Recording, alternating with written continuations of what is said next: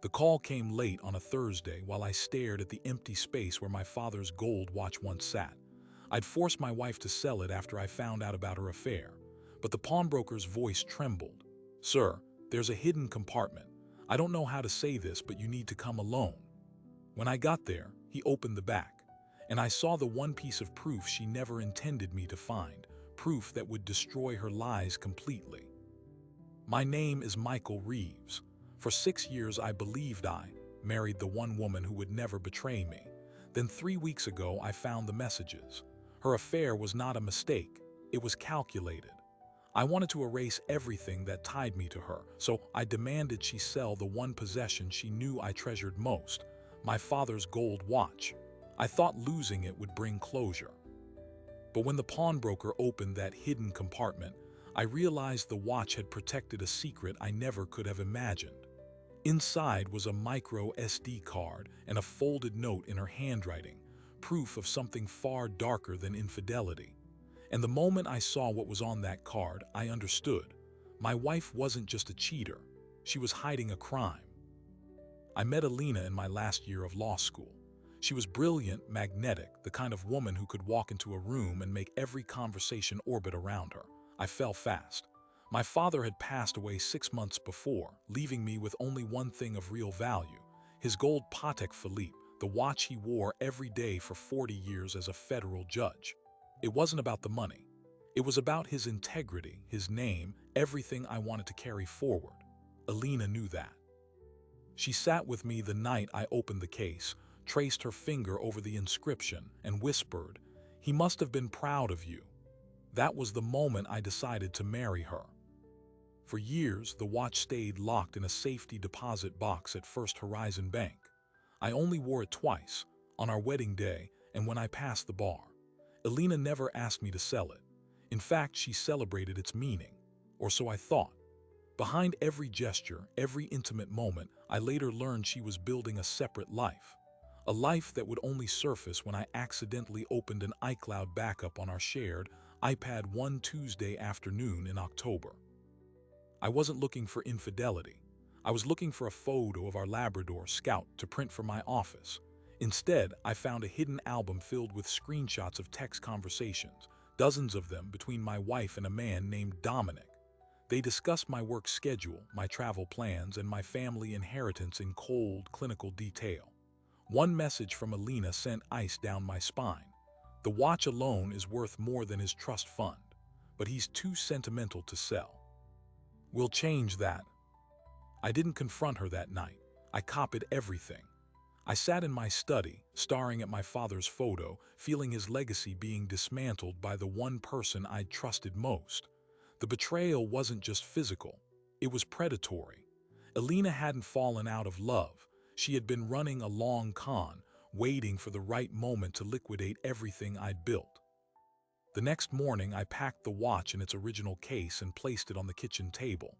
When Alina came downstairs, I told her I was done. She denied everything at first, then cried when I showed her a single screenshot. I didn't let the tears move me. I said, "You're going to sell this watch today. You're going to take the money, my money, and do whatever you want with it. But I want you out of this house by the end of the month." She looked at the watch, then at me, and for a split second I saw something I couldn't name, not remorse, not defeat, but fear. A specific, targeted fear. I assumed it was the fear of losing her meal ticket. Now I know otherwise. She took the watch and left immediately. I watched from the window as her car pulled away, already feeling a strange, hollow victory. I thought selling it would sever the last emotional attachment, freeing me from this marriage and its poison. But the watch wasn't done with me. It held a secret I never knew existed, one that Alina had apparently known about all along. 4 days passed. I was moving through the motions of hearing a divorce attorney and inventorying assets when my phone rang. The display read an unfamiliar number. The voice on the other end belonged to a pawn shop owner named Leo Kastner. He sounded winded, uneasy. He told me he'd bought the watch from my wife a few days prior, but had just taken a closer look. A hidden catch beneath the clasp had triggered a tiny secondary compartment. Inside, he found an object no traditional watchmaker would ever place there.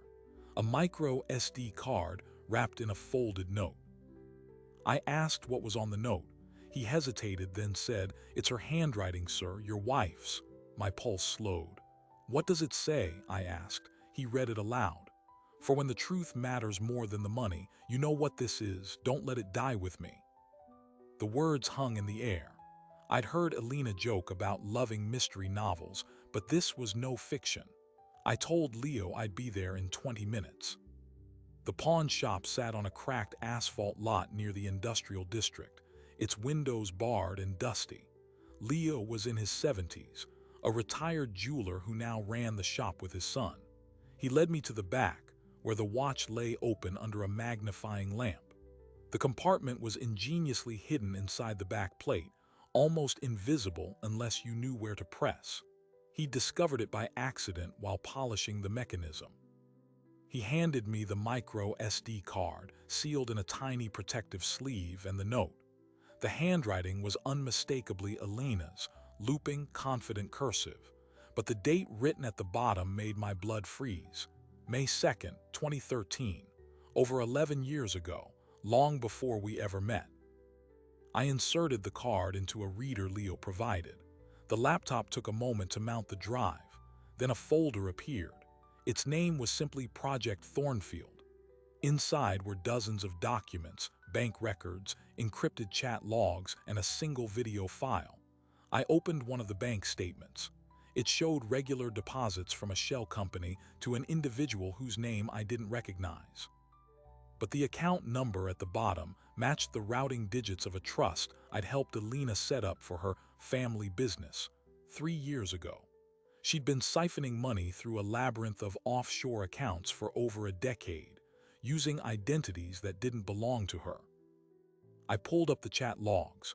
They were conversations between Alina and a contact labeled only as AM. The messages discussed payment timelines, the transfer of sensitive government files, and a chilling phrase that repeated, "The target must stay silent." My throat tightened. This wasn't fraud. This was espionage, or something close to it. The woman I'd married had been operating as a conduit for stolen data, possibly from a federal agency. And then I clicked the video. It showed an office I recognized, the chambers of a federal judge, my father's chambers. The timestamp placed it weeks before his death. Alina, much younger, was on screen. She was alone, going through his desk drawers until she found a small leather-bound journal. She photographed every page, replaced it, and exited silently. The camera angle suggested the footage had been captured by a hidden device. My father must have suspected something. I stopped breathing. The woman who had traced the inscription of my father's watch with her finger had been inside his chambers, stealing his records, long before we ever met. My entire relationship had been constructed on a lie that stretched back to a crime. The watch was never just a sentimental object. It was her insurance policy, a vault she'd hidden evidence in, knowing only she knew how to access it. But now I had it. The note was a message to her co-conspirator, not to me. A dead man's switch that had inadvertently fallen into my hands because I forced her to sell the one thing she couldn't afford to keep.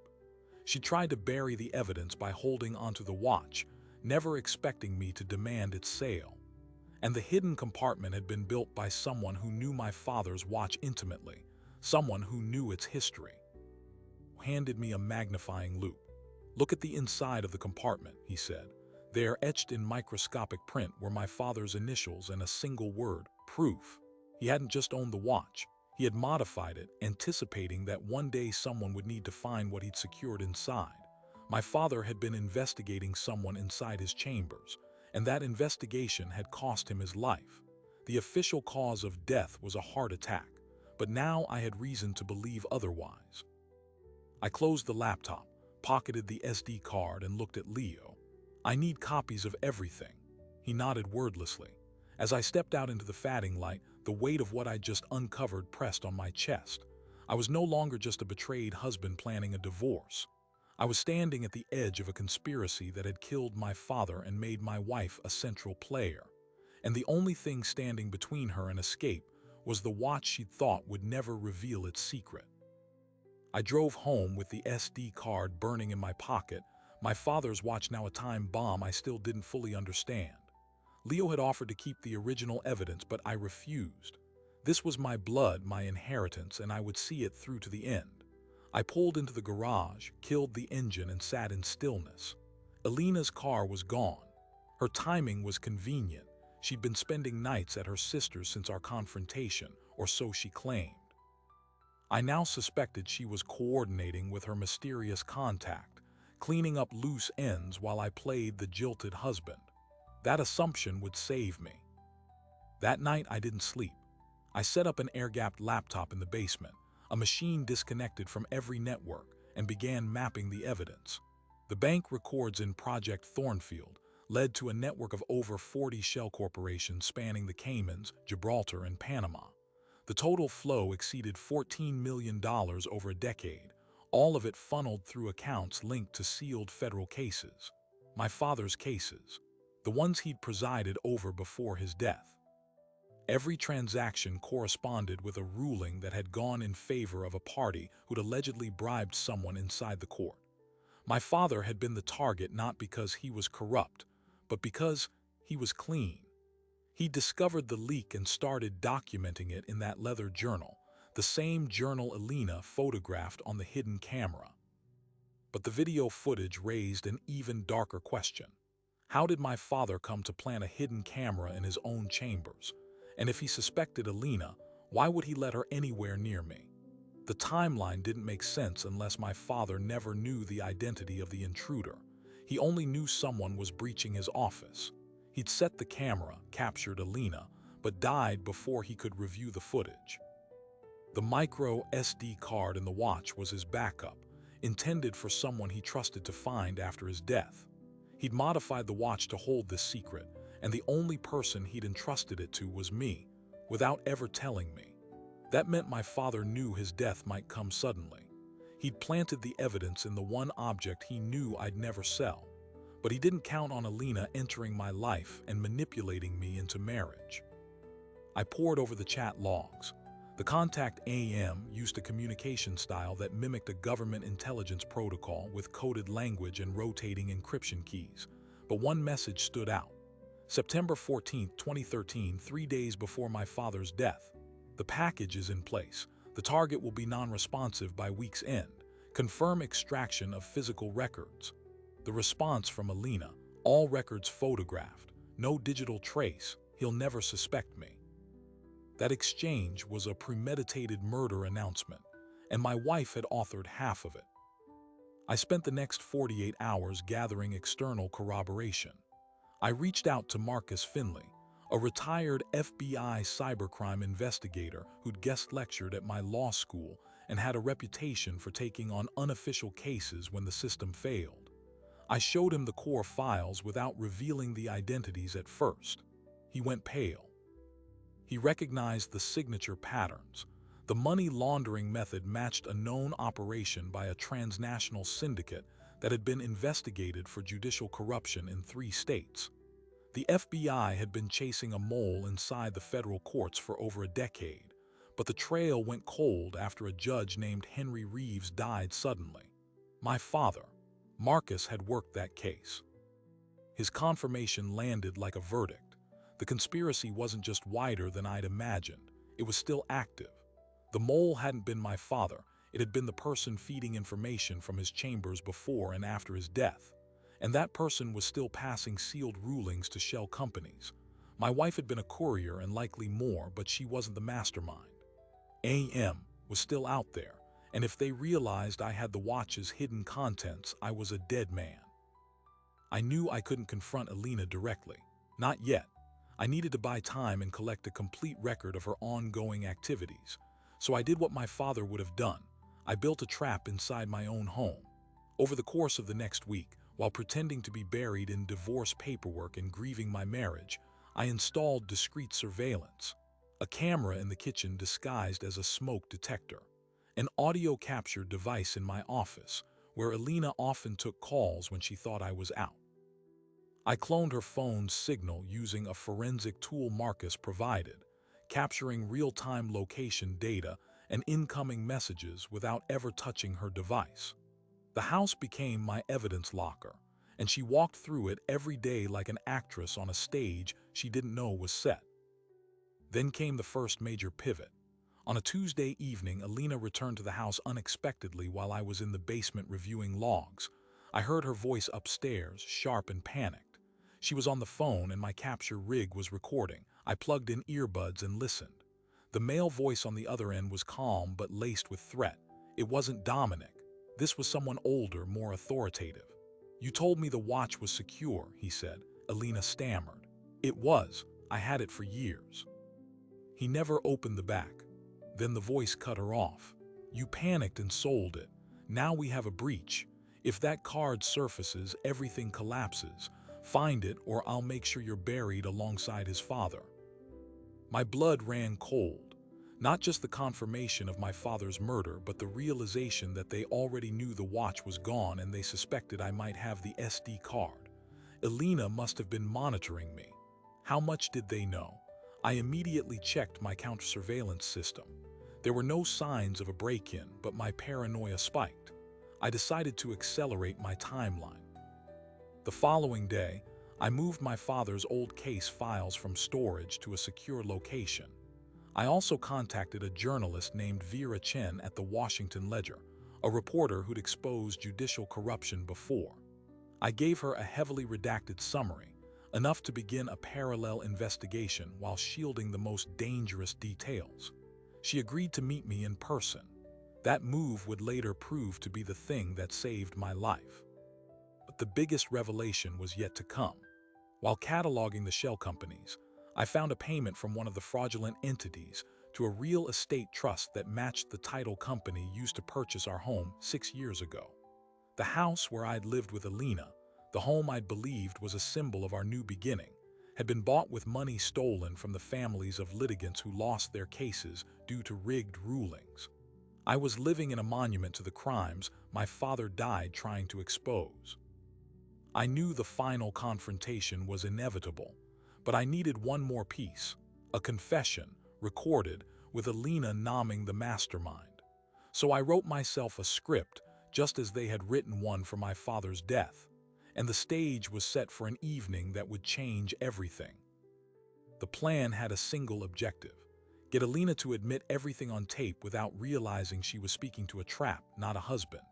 I chose the venue carefully, not our home, where she'd be on guard, but the lake house my father had left me, a remote property with no neighbors, no interruptions, and a single road in. I told Alina I wanted to talk, just the two of us, to find closure before the divorce finalized. I knew she'd come because she needed to assess what I knew. She couldn't afford to say no. Marcus helped me wire the entire cabin. Hidden microphones in the fireplace, the bookshelf, even inside a hollowed-out hardcover on the coffee table.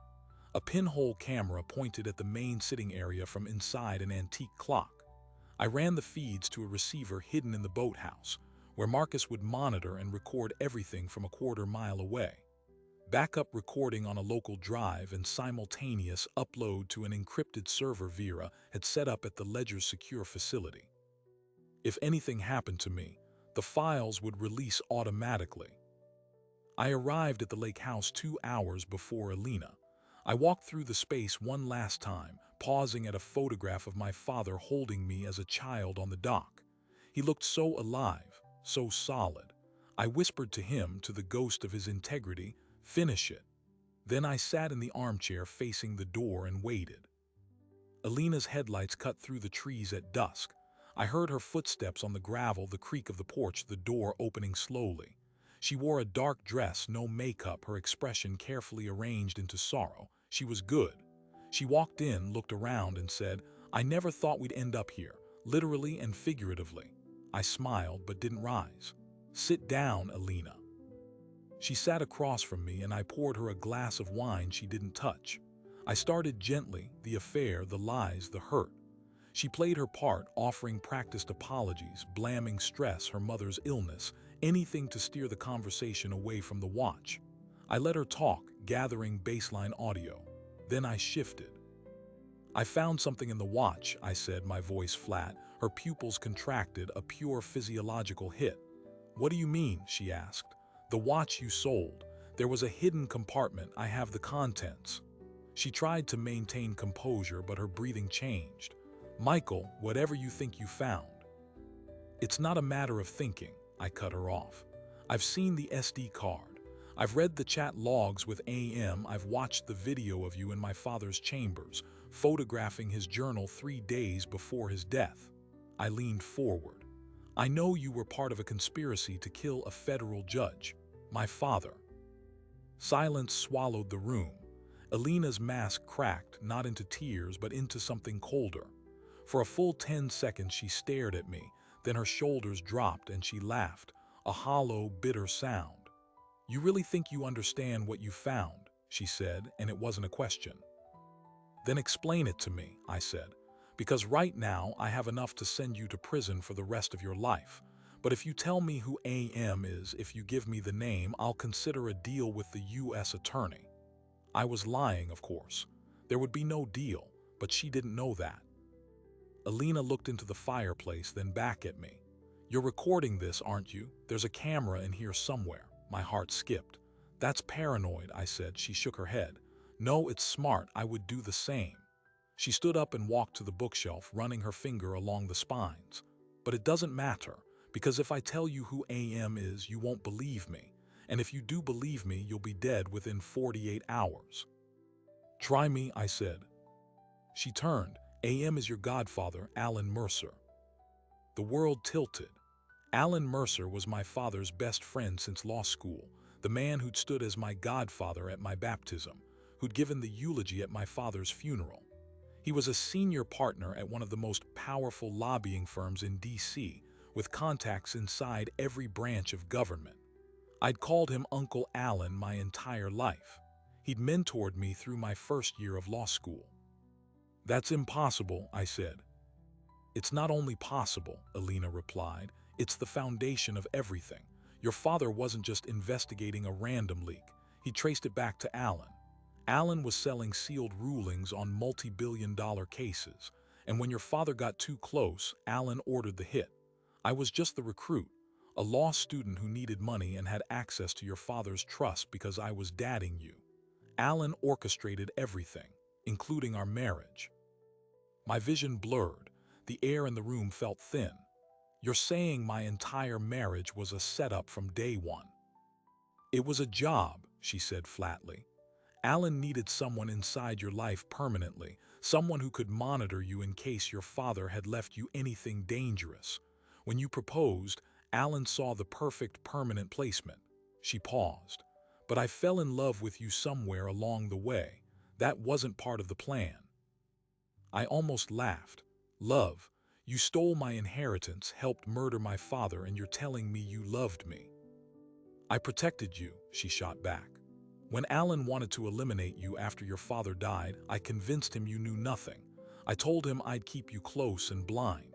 And for 6 years, I did. You were never supposed to find the watch's compartment.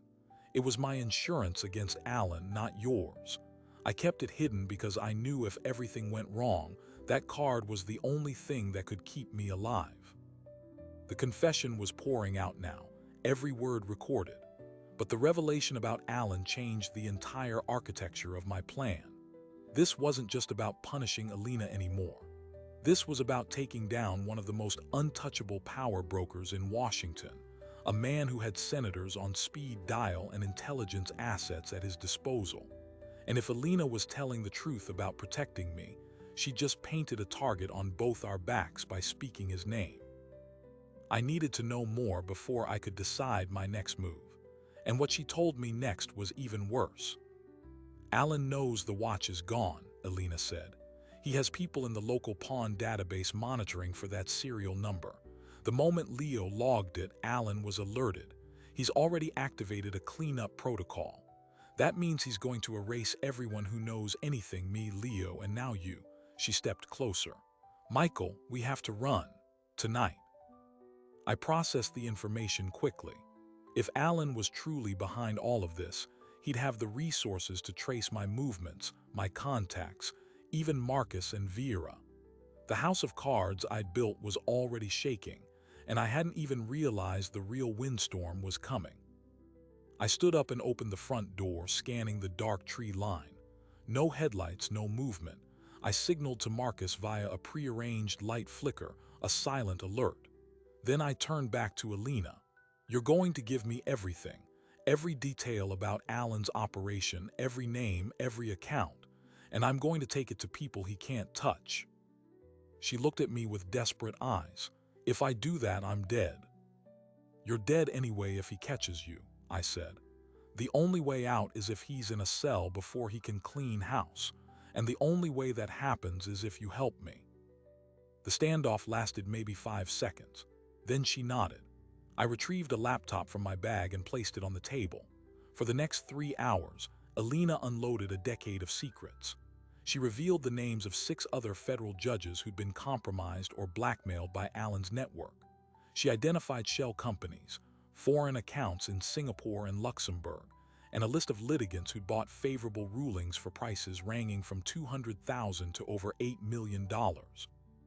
She also confirmed that my father's death had been staged, a chemically induced cardiac event using a compound untraceable by standard autopsy, administered via his coffee by a court clerk who disappeared 2 weeks later. But the worst revelation was still to come. At the end of her recitation, Alina pulled up a specific encrypted file that she'd kept stored on a backup drive hidden in the cabin's basement, a place she'd used as a dead drop years ago without my knowledge. She retrieved a thumb drive and plugged it in. The file contained audio recordings of Alan Mercer discussing the assassination of a sitting U.S. senator who'd begun investigating judicial corruption. That plot was still in motion, scheduled for 3 weeks from now at a public event in Richmond. The conspirators included not just lobbyists and lawyers, but active CIA assets and a former Secret Service agent. The plan was to make it look like a lone wolf attack, but the evidence showed a coordinated elimination. I stared at the screen, the names blurring. This was no longer a personal revenge story. This was a national security threat, and I was the only person outside their circle who knew. I looked at Alina. "We're not running. We're going to finish this." I called Marcus on the encrypted line and told him to get Vera to the boathouse immediately. The clock was ticking, and Alan's cleanup was likely already en route. Marcus was waiting in the boathouse when I burst through the door. Vera was already there, eyes wide at the scope of what I just relayed on the phone. I didn't waste time.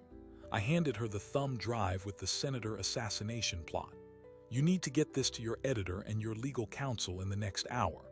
If Alan's people are already on cleanup, we don't have the luxury of waiting." Vera slipped the drive into her pocket and nodded.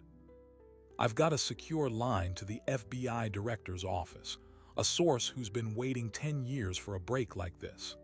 She disappeared into the back of the boathouse with her encrypted phone. Marcus turned to me, his expression grim. "We need to get you somewhere safe. If Alan's network is as embedded as Alina says, your house, your office, even this lake location could be compromised by dawn." I shook my head. "I'm not running. My father didn't run, and I have one chance to make sure Alan's empire collapses before he can silence everyone." I glanced back at the cabin. Alina still sat inside, a prisoner of her own confession. She's our only eyewitness to Alan's direct orders. I'm not leaving her unprotected. I re-entered the cabin. Alina was pale, staring at the dying fire. "You'll testify?" I asked. She lifted her eyes, and I saw something I hadn't seen in years, not manipulation, but exhausted surrender. "I don't have a choice," she said. "He'll kill me either way. At least this way, maybe I can stop the senator thing. Maybe I can stop waking up in hell." It wasn't redemption, but it was enough for now. By 3 a.m., we were barreling toward D.C. in Marcus's SUV, a 4-vehicle convoy of agents he'd quietly summoned from a trusted FBI field office in Alexandria. Vera had coordinated a midnight emergency meeting with the Deputy Attorney General at a secure location. The evidence was already being reviewed by a special task force that had been chasing Alan's network under a sealed espionage investigation for years. The assassination plot was the final piece that turned a corruption probe into an imminent national security operation. At 5:32 a.m., FBI tactical teams simultaneously executed warrants at 14 locations across 3 states. Alan Mercer was arrested in his Georgetown brownstone, still in his dressing gown, a burner phone showing encrypted messages to a foreign asset crushed under the heel of an agent's boot. The operation swept up 3 federal judges, 2 congressional aides, and a former Secret Service agent who'd been positioned to provide access for the senator's event. Alina's confession, the watch's contents, and the additional encryption keys she provided from that hidden keychain at the lake cabin gave the government undeniable proof. I sat in a soundproof debriefing room as the news unfolded on monitors. Arrests, asset freezes, emergency protective details placed on the senator and his family. The world had no idea yet what had just been averted. I watched Alan's face on the screen as they led him out in cuffs, and all I felt was a cold hollow. The man who'd held me at my father's funeral, who'd whispered that I could always count on him like family, had ordered my father's murder. The betrayal was so absolute, it felt like a law of physics had broken. That afternoon, I visited Leo at his pawn shop. The press hadn't got wind of the specifics yet, and I wanted to thank him before the circus arrived. He unlocked the back safe and handed me my father's watch. The gold gleamed, heavier than ever. "You did right by him," Leo said. "I just wish you didn't have to carry what you found." I clasped the watch onto my wrist. It felt like putting on an anchor. But the final surprise was still waiting. During the FBI's forensic accounting of Alan's files, they discovered a coded journal that Alan had kept for decades.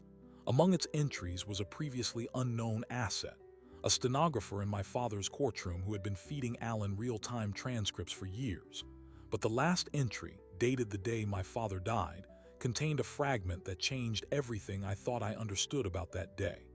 Alan wrote, "HR triggered the Deadman switch." He sent a final message to someone, encrypted within the watch's inscription itself, but I cannot decode it. If it surfaces, I am done. The watch's inscription was just a date and my father's initials. HR 1975, MR. Everyone assumed it was a reference to my birth year and his name, but Alan's paranoia suggested something more. That night, I peeled back the leather lining of the presentation case the watch came in, a case I hadn't touched since the funeral.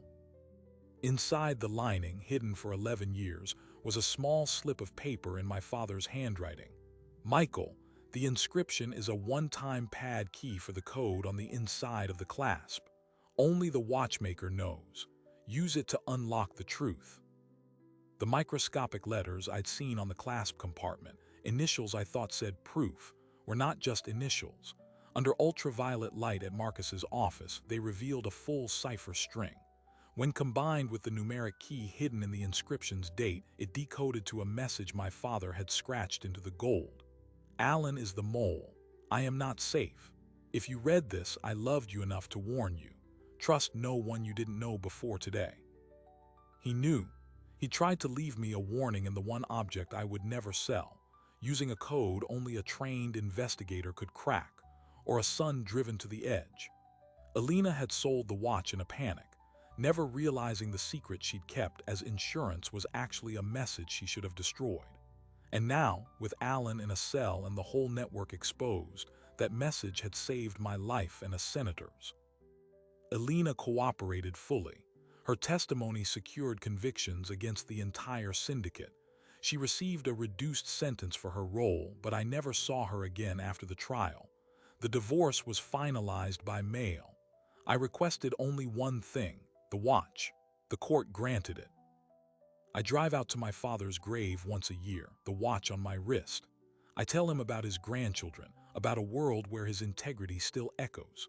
And I remember the moment I held that hidden compartment open for the first time, the proof that a father's love, pressed into gold, could outlive all the lies his enemies tried to bury him with.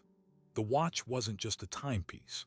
It was his last testimony, and it made sure the truth never died. What do we really know about the objects we inherit? A watch, a ring, a faded photograph on the mantle, most of us see sentiment. My father saw a vault. He knew that the most powerful evidence is rarely hidden in a safe or a server farm. It's hidden in plain sight, tucked into the everyday, waiting for the right pair of eyes to find it.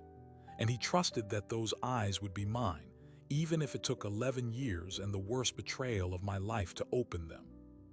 The case against Alan Mercer and his network is now a landmark in judicial corruption prosecution. The senator whose life was saved introduced legislation that overhauled how federal judges handle sealed case data. 3 of the compromised judges were disbarred and convicted. The former Secret Service agent is serving life without parole, and every single litigant who bought a ruling had their case reopened. Some families recovered settlements. Some got apologies. Some got nothing but the cold comfort of knowing the scales had finally tipped back toward level. But here's what still keeps me awake. My father was one man with one watch. How many other judges, journalists, and whistleblowers have tried to leave a trail that was never found? How many dead man switches are still sealed inside heirlooms, rusting in a pawn shop, or buried with someone who died before they could speak? The evidence that dismantled a criminal empire sat in a safety deposit box, then a pawnbroker's drawer, then my trembling hands. And if Alina had sold that watch to someone less curious, or if Leo hadn't spotted that nearly invisible catch, the truth would have evaporated. That's the razor-thin margin between justice and a perfect crime. It's not always about who has the better lawyers or the deeper pockets. Sometimes it's about who pays enough attention to the small things. The scuff on a clasp, the extra weight behind a watch face, the note written on a slip of paper that someone else might have thrown away. I still wear the watch, not as a trophy but as a reminder. The inscription hasn't changed, my father's initials and mine. But now I know it was also a cipher, a message that outlasted him, a whisper from beyond the grave that said, "I built this for you because I knew you would need it." And when I look at my own children, I think about what I might leave them. Not just a watch, but a story that proves silence is never the end. Evidence has a way of surfacing. And truth has a patience that lies can't match. If this story teaches anything, it's that the objects around you may be more than they seem. That the people closest to you may be guarding secrets you can't yet imagine. And that sometimes, the greatest revenge is simply refusing to let the truth stay buried. If you found a hidden compartment inside something you've owned for years, would you open it? Or would you hand it back, not wanting to know? Tell me in the comments. And if you believe that truth always finds a way out, subscribe. We'll be back with another story next week.